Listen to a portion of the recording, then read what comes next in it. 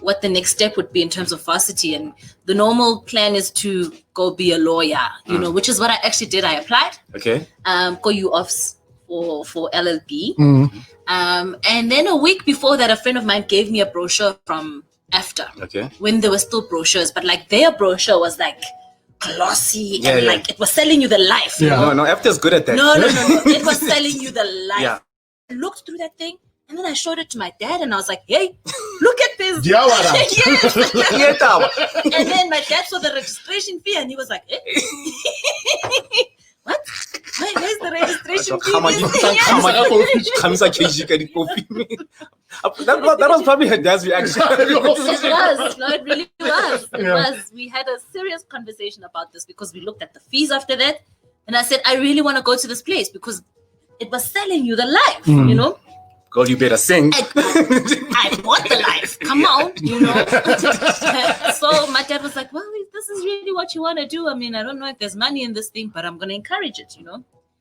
And I ended up not registering for my LLB. Okay. I went to AFTA. I worked that holiday to get my registration fee, washed the car, did whatever because I needed to prove myself, right?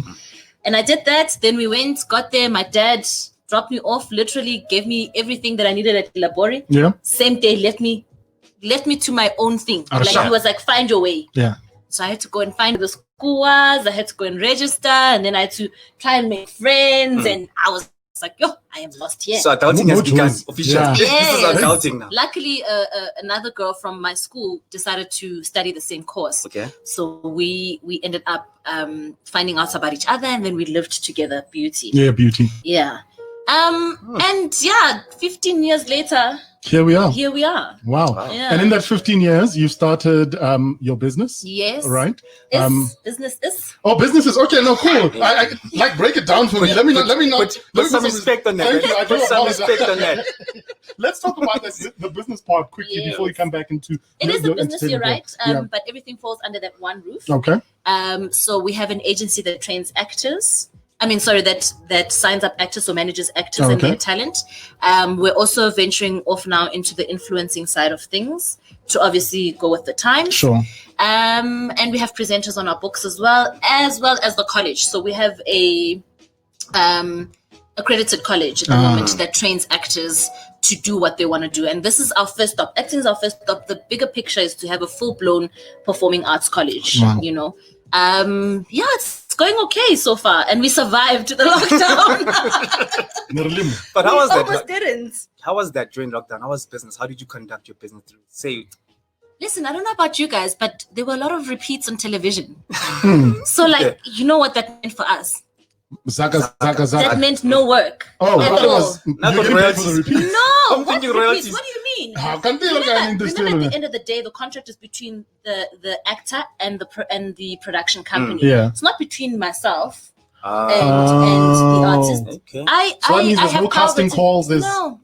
It's fine. So if there were repeat fees, the artist then goes to the production company and applies for the repeat fees, and then they get the repeat. I have no claim over their repeat fees. I have claim on getting them a new job and getting them employed. Yeah. And then I get a commission paid from that, right? And even that is like a really small margin. Like there's not much movement to be rich there. Like let's be realistic about it. Unless you have like the big names in the industry, you know, like your Bonangs, whatever. And you've got all of them, basically. Like you have to have all of them. Exactly, right? And there are agencies that are thriving, you know. But I think for us, because we're focusing a lot on making sure that the industry is still churning out new talent and churning out people that are talented, we get left sort of at the middle bottom-ish, which is okay for me. I mean, I'm doing what I love and I'm making a living out of it. Okay. That's all you want. I mean, nobody said you want to be like wealthy, but I'm gonna be wealthy. I'm not about that, girl. Yeah, we know that. That's given. I'm gonna be wealthy. I'm well on my way. And then we obviously, I mean, with that comes you as Miranda, the brand and the performer.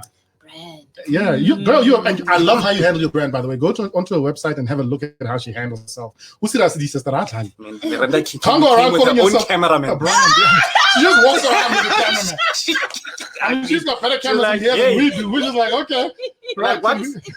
What's this? I'll bring my own. I knew that this was gonna come And then I was like, I'm not gonna say anything. But she takes herself serious, which is great. We expect nothing less, right? But the question I was going to ask is, for the longest time, I've always wondered, Miranda, hearing her voice. I'm seeing Miranda on TV. I'm seeing her, and you know me for my voice. And I know you for your voice. Is there a reason it's taken a while for you to introduce the world to this part of what you do? There are a lot of factors that play into being an independent artist. One is obviously finances. Another is believing and trusting in your gift. There are a lot of outside influences that can make you feel like you're not good enough, or you're not trendy enough. You're not current enough. You don't have the look. You don't have the whatever. Maybe not even the look, but like the sound, you know. And I struggled a lot with the believing in myself part. I've been making music for years, but I've just never been brave enough to actually take the next step. Like as we speak, I'm working on a lot of music that I've just, I've gotten to a place in my life where I'm like, you know what? Whoever's gonna like the music is gonna like it, and whoever's not gonna like it is not gonna like it. And whatever, like throw caution to the wind and just put it out there. And that's what this journey pretty much is about. I started with Lindota, which was a bit rocky for me because I was like, oh, I don't know if people are ready for this sound. Because my sound is very African. We love it. We love it. It's a beautiful song. song. Come on. Really, if there's one thing that we cannot not love right now, is celebrating our heritage, but doing it at a world-class level. And that's what that song is. You could definitely hear the Thandiso influence. You could. But you've definitely got your own sound. I was like, Thank you. I really appreciate that. So with Tundishi, I went a bit lighter. Just to try and see what other markets I can tap into, And the coming project that I'm working on an EP that I'm hopefully going to release next year, mid next year. Is also a bit more lighter and more receivable, My sound is deep African, guys, and when I perform, like I can see that I'm losing a couple of people in the audience, So I was just like, okay, let me pull it back a bit and see what the opportunities are out there, because I think at the end of the day, being a creator is important to adjust according to the art, so just create and see where it goes. But don't you see that as a niche for you? I do, but the problem is right now more is that it's a dying entity, whether we like it or not. There are not a lot of people that will delve into it and book you and you know what I mean? Like, I'm still African to the core, and that's what it's going to be. And I think I'm going to go back to it one day, but I want to see as well, like, what is the potential out there for me to have like a proper career out of this thing as well. Okay, look, we're going to have you back on the show for sure. We're definitely getting you back. No. Nice when that EP comes out, the Remiso, like, hey, Mimi. Even I'm not doing the show that day. Most just in studio sitting on his own. Miranda's coming. I really appreciate. You see, this is what's encouraging. Like when people give you such great feedback, that's what's encouraging and builds the self-esteem. And don't Thank you. think I otherwise. Appreciate that added. We must put it down there. Karaoke. KG Wabina. Wait. Don't let him. KG Wabina. That's how I know KG. Oh, wow. That's how I know Wabina. Wow. Did we do idols? What did we do? Yeah, listen. Think about it as the time. The time is running. We did do idols, but that's a conversation for another time. Anyway, you're here to debut your new single that came out yesterday to us. Set it up for us. What was the process going into this song? This is Sozudishi, and basically it's like a tumultuous it's a story of a tumultuous relationship. But in this relationship, they love each other so much that they know no matter what happens, we're not as my partner, Sozundishi. Yeah. Oh wow, safety and love. That's a beautiful thing, man. Oh my gosh, yes, safety and love. I'm gonna steal that.